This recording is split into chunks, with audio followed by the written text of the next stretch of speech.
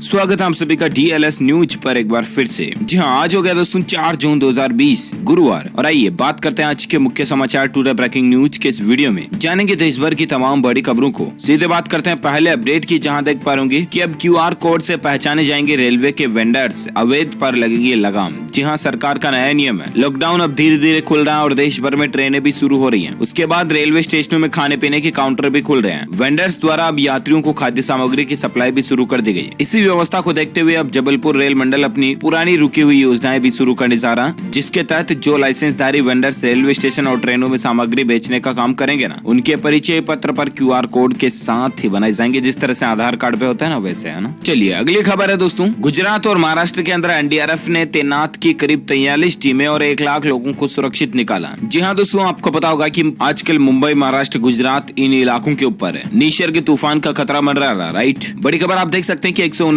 साल में मुंबई में ऐसा तूफान पहली बार देखा गया। निसर्ग के कुछ डरावने फोटोज और वीडियोस भी आपको बताते हैं। ये तस्वीरें आप देख पा रहे किस तरह से पेड़ पौधे कारों के ऊपर गिर गए, केबिन्स वगैरह, पेड़ पौधे की हालत बेकार है। और ऐसे में कल तूफान की वजह से दोस्तों महाराष्ट्र में 3 लोगों के जान जाने की खबर है, जबकि 4 जिलों में बिजली गुल हो गई। अंधेरे में लाखों लोग अभी भी जी रहे हैं। इसके अलावा भी देख सकते हैं आप अपडेट है, चक्रवाती तूफान महाराष्ट्र के अंदर कितनी तबाही मचा गया। तस्वीरों में इसका कुछ मंजर आप देख सकते हैं। हालांकि अब भयंकर तबाही का खतरा अभी टल गया, ऐसा कुछ मौसम विभाग का मानना है। तो ये तो रहे दोस्तों मुंबई के, महाराष्ट्र, गुजरात वगैरह के यहाँ के तूफान को लेकर अपडेट। और संपूर्ण भारत के मौसम समाचार की अगर बात करें तो अगले 24 से 48 घंटों के दौरान किन किन राज्यों में भयंकर बारिश हो सकती है, आंधी तूफान की चेतावनी भी है। तो आइए आपको बता दें संपूर्ण भारत के मौसम समाचार। जी हाँ, तो आपको बता दें अगले 24 घंटों के दौरान तटीय महाराष्ट्र पर तूफान निसर्ग के कारण मूसलाधार भारी बारिश की संभावना अभी भी है। कुछ इलाकों में बाढ़ जैसे हालात भी बन सकते हैं और सामान्य जनजीवन प्रभावित हो सकता है। केरल, तटीय कर्नाटक और दक्षिण गुजरात में भी भारी बारिश की संभावना है। मध्य महाराष्ट्र, मध्य प्रदेश, छत्तीसगढ़, गंगेय पश्चिम बंगाल, उड़ीसा और पूर्वोत्तर भारत के कुछ हिस्सों में हल्की से मध्यम बारिश हो सकती है। पश्चिम हिमालय, हरियाणा, पंजाब, राजस्थान, उत्तर प्रदेश, बिहार, झारखंड, उप हिमालय, पश्चिम बंगाल, सिक्किम, तेलंगाना, तटीय आंध्र प्रदेश के कुछ हिस्सों में भी हल्की से मध्यम बारिश का अनुमान है। राष्ट्रीय राजधानी दिल्ली और NCR में छिटपुट बारिश भी हो सकती है। तो ये रहे दोस्तों आज संपूर्ण भारत के मौसम समाचार। और आइए अब नजर डालते हैं देश दुनिया की कुछ और प्रमुख बड़ी खबरों पर, जहां बड़ा अपडेट आप देख पा रहे। कलकत्ता पोर्ट ट्रस्ट का नाम अब श्यामा प्रसाद मुखर्जी ट्रस्ट हो चुका है। केंद्र सरकार ने इसको मंजूरी दे दी है। यानी कि सीधी बात है दोस्तों कि अब कलकत्ता पोर्ट जो है ना, वो श्यामा प्रसाद मुखर्जी के नाम से जाना जाएगा। सरकार ने इस तरह का फैसला लिया।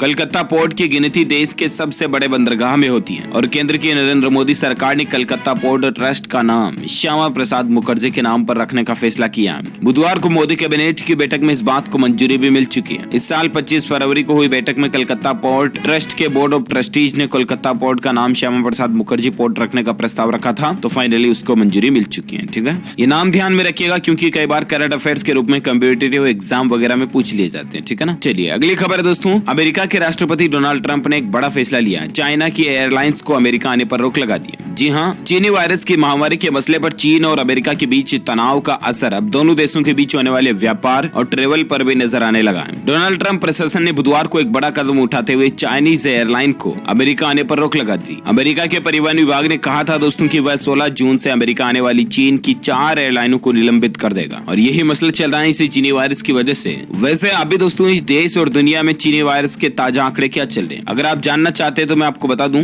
भारत के आंकड़े बताने से पहले एक और बड़ी खबर आप देख सकते हैं कि पाकिस्तान में 24 घंटे में सबसे ज्यादा संक्रमित मामले देखे गए। पाकिस्तान में भी संक्रमण लोगों की संख्या दोस्तों 80,000 के ऊपर पहुंच चुकी है। वहीं इस वक्त भारत में अगर ताजा आंकड़ों की बात करें तो स्वास्थ्य मंत्रालय की ऑफिशियल रिपोर्ट के मुताबिक तो अभी तक चीनी वायरस के ताजा आंकड़े 2,08,000 के लगभग हैं, जबकि 5,000 लोगों की जान जाने की खबर है। वहीं अनऑफिशियल डेटा ये कहते हैं दोस्तों कि पिछले 24 घंटों में सबसे ज्यादा मामले देखे गए। पहली बार 9,000 से ज्यादा मामले सामने आए और छठे दिन 200 से ज्यादा लोगों की जान गई। और देश में अब तक दोस्तों 2,16,824 टोटल मामले हो चुके हैं। लेकिन ये डेटा मीडिया रिपोर्ट्स के मुताबिक है, यानी अनऑफिशियल है। स्वास्थ्य मंत्रालय की तरफ से जो डिक्लेयर डेटा है वो मैंने अभी आपको जो स्क्रीन पर दिखाया वही है। ठीक है, चलिए बात करें अगले अपडेट की, जहां बड़ी खबर आप देख पाएंगे कि पश्चिम बंगाल स्वास्थ्य विभाग भर्ती 2020 DEO एवं अन्य DEO और कुछ और पोस्ट के लिए भर्ती निकली हुई है। आप wbhealth.gov.in पर ऑनलाइन जाकर के अप्लाई कर सकते हैं। स्वास्थ्य विभाग पश्चिम बंगाल सरकार ने पुरुलिया गवर्नमेंट मेडिकल कॉलेज में टेस्टिंग लेबोरेटरी के लिए मोलिकुलर बायोलॉजिस्ट, लेबोरेटरी टेक्नीशियन और डेटा एंट्री ऑपरेटर पदों पर भर्ती के लिए आवेदन आमंत्रित किए हैं।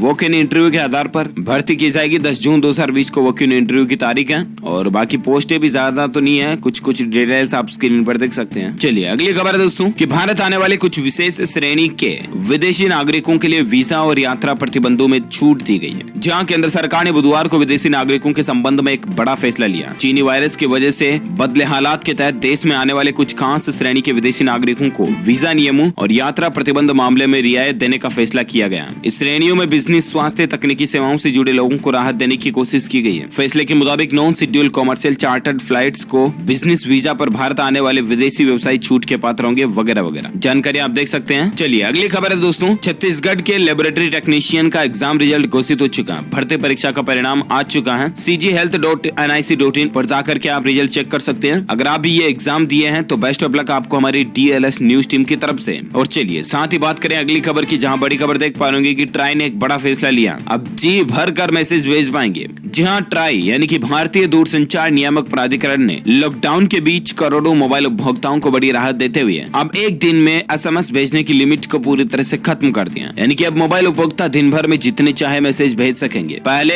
100 SMS के बाद चार्ज लगता था, राइट। इसके अलावा इससे पहले मोबाइल उपभोक्ता दिन भर में केवल 100 SMS ही कर पाते थे। इसके बाद उनको 50 रुपए प्रति पैसा शुल्क भी देना होता था। तो ये देख सकते हैं आप, ट्राई की तरफ से ऑफिशियली 65वां संशोधन ऑर्डर 2020 टेलीकम्युनिकेशन टैरिफ को लेकर जारी कर दिया और इसके तहत दोस्तों SMS वगैरह को अनलिमिटेड कर दिया। ठीक है ना, नो टेंशन रहे। चलिए अगली खबर है, उत्तराखंड राज्य सरकार की तरफ से एक बड़ा फैसला लिया गया है। अगर आपको उत्तराखंड आना है तो 14 नहीं बल्कि 21 दिन क्वारंटाइन के लिए तैयार रहना पड़ेगा। कुछ नए नियम बना दिए गए हैं। जहां देश भर में चीनी वायरस का संक्रमण बढ़ता जा रहा है और ऐसे में बाहरी राज्यों से उत्तराखंड आने वाले प्रवासियों को अब 14 की जगह 21 दिन क्वारंटाइन के लिए तैयार होना पड़ेगा, क्योंकि उत्तराखंड सरकार की तरफ से नई नोटिफिकेशन जारी की गई है और क्वारंटाइन पीरियड को बढ़ा दिया गया, जिसमें 7 दिन तो इंस्टीट्यूशनल को क्वारंटाइन रहना पड़ेगा, जबकि 14 दिन आम आदमी को, मजदूरों वगैरह को क्वारंटाइन रहना पड़ेगा। तो ये उत्तराखंड गवर्नमेंट की तरफ से नए नियम है। और चलिए अगली खबर है कि सरकार ने शुरू की इलेक्ट्रॉनिक्स मैन्युफैक्चरिंग स्कीम। तकरीबन 20 लाख लोगों को इससे रोजगार मिलेगा। जी हाँ दोस्तों, आपको बता दें बहुत ही अच्छी खबर आ रही है इस वक्त की। दरअसल दोस्तों सरकार ने प्लांट इवैल्यूएशन क्लोज भी हटा दिया और इसके बाद एप्पल जैसी कंपनियों के लिए भी भारत में फैक्ट्री लगाना आसान हो जाएगा। कुल मिलाकर के सरकार ने देश में मैन्युफैक्चरिंग को बढ़ावा देने के लिए इलेक्ट्रॉनिक्स मैन्युफैक्चरिंग की 3 बड़ी योजनाओं का ऐलान किया।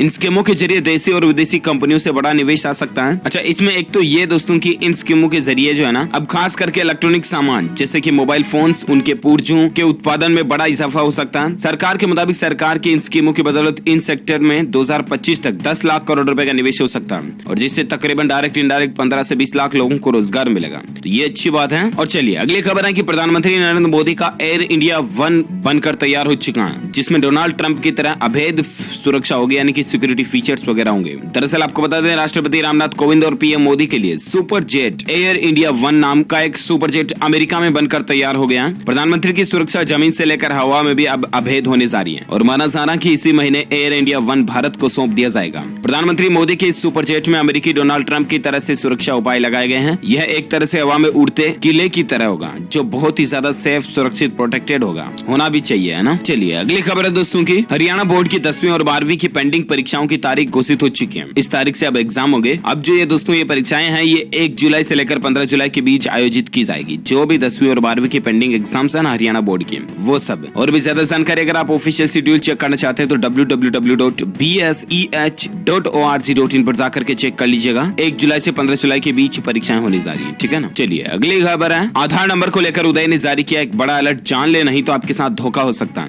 जहां आधार कार्ड अब देश में लोगों की पहचान का एक दूसरा नाम बन गया, राइट। इसके बिना अब सरकारी के साथ ही प्राइवेट कंपनियां भी अन्य जगहों पर आधार कार्ड जरूरी कर रही कई सारी, और ऐसे में लोगों के लिए अपने आधार कार्ड और आधार नंबर को सुरक्षित रखना जरूरी है। हालांकि दोस्तों उदय ने लोगों की सुविधा के लिए वर्चुअल आधार नंबर या ई आधार नंबर की सुविधा भी दी है। इसी के साथ ही लोगों को वक्त वक्त पर उदय अपडेट भी करता रहता है ताकि लोग सावधान रहें। और ऐसे में आप भी दोस्तों जहां तक हो सके वर्चुअल आधार कार्ड वगैरह का इस्तेमाल कीजिएगा ताकि आप सेफ और सुरक्षित रह पाए, है ना। और चलिए इसी के साथ ही अगली खबर है, विदेशी कंपनियों को भारत लाने के लिए सरकार ने बड़ा फैसला लिया है। द एम्पावर्ड ग्रुप को बनाने की भी मंजूरी दे दी है। देश में विदेशी निवेश को बढ़ाने के लिए केंद्र सरकार ने बड़ा कदम उठाते हुए एम्पावर्ड ग्रुप बनाने की मंजूरी भी दे दी है। ये कैबिनेट की मीटिंग में एक बड़ा फैसला लिया गया। कुल मिलाकर के इसका मकसद यही है कि बाहरी कंपनियां ज्यादा से ज्यादा आएगी, है ना। और अगली खबर है दोस्तों, उत्तर प्रदेश के अंदर देखिए देखिए अनलॉक 1 के तहत बैंड बाजा वाले लोगों ने उत्तर प्रदेश सरकार से गुहार लगाई है कि 11 आदमी, 1 गोली और 5 शहनाई की अनुमति तो कम से कम सरकार को देनी चाहिए। अब देखते हैं गवर्नमेंट इस पर क्या फैसला लेती है। और साथ ही फिलहाल अगली खबर है कि भारतीय विदेश मंत्रालय ने पाकिस्तान को चेताया, तत्काल खाली करें अवैध कब्जे वाले क्षेत्र। जी हाँ, विदेश मंत्रालय के अनुराग श्रीवास्तव ने कहा दोस्तों कि हमने भारत के हिस्से गिलगित बाल्टिस्तान में स्थित एक अमूल्य भारतीय बौद्ध स्थल के अपमान और तोड़फोड़ को लेकर कड़ी आपत्ति और चिंता जताई है।